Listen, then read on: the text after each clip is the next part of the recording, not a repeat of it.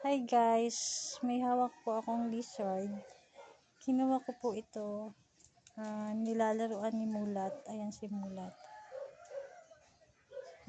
Kinuha ko po, kala ko mabubuhay pa. Pero sa kasamaang palad, patay na po ata si lizard. Sorry lizard, I'm so sorry. Oh, you so bad Mulat. Okay lang yung ipis tsaka daga, wag yung lizard.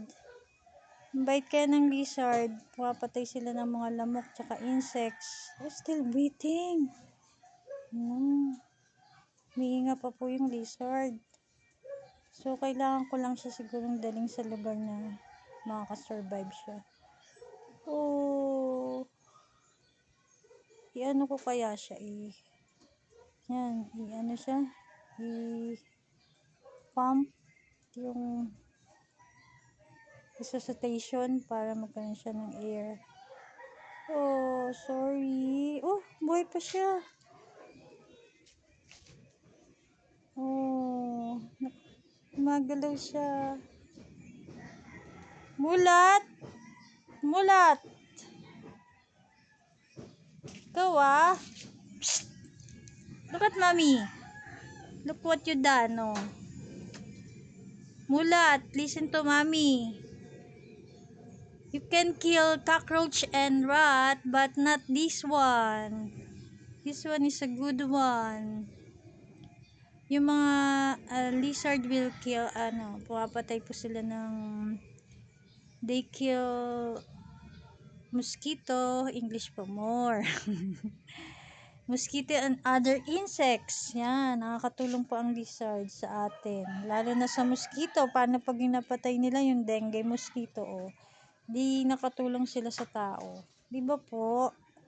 Oh, nakakasurvive ka ba? Oh, daw. Nakasurvive ka, lizard? Are you okay? Oh, so cute. Hello? What's your name? What's your name? What's your name? May sumagot to ni. What's your name? Are you okay? Hello, I'm Tita Helen. Hello. Sorry for mulats. Sorry for what mulat done to you. You can survive.